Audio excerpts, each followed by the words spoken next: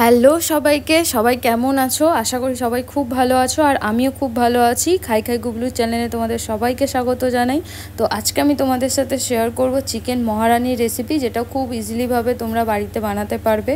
আর ভাত, রুটি, পরোটা যে কোনো কিছুর সাথে খেতে এটা খুব ভালো লাগবে। তো চলো ভিডিওটা তোমাদের সাথে শেয়ার করি আমি কিভাবে বানালাম। তো প্রথমেই আমি মাংসতে দিয়ে দেবো সামান্য নুন, গোলমরিচ গুঁড়ো। এখানে আমি একটা গোটা পাতিলেবু ইউজ করেছি। তো যদি 500 গ্রাম চিকেন হয় তো একটা গোটা পাতিলেবু দিলেই ভালো হয়।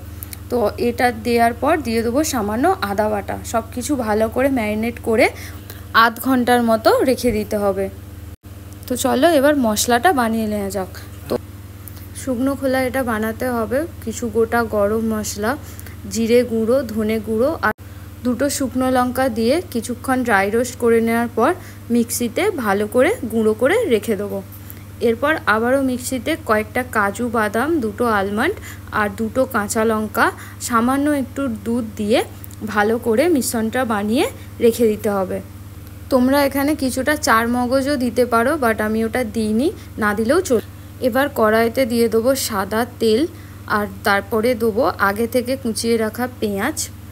পেঁয়াজটা একটু নরম হয়ে গেলে ওতে দিয়ে দেবো আগে থেকে ম্যারিনেট করে রাখা চিকেনটার সাথে ভালো করে মিশিয়ে নেওয়ার পর এটা ঢাকা দিয়ে 10 থেকে 15 মিনিটের জন্য রেখে দিতে হবে।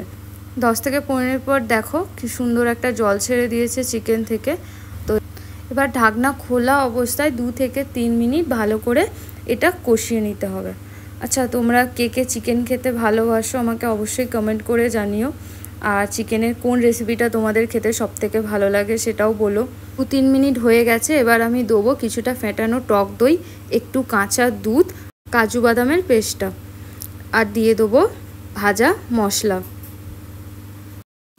সব কিছু ভালো করে মিশিয়ে নেওয়ার পর ঢাকা দিয়ে রেখে দেবো 5 থেকে 10 মিনিট।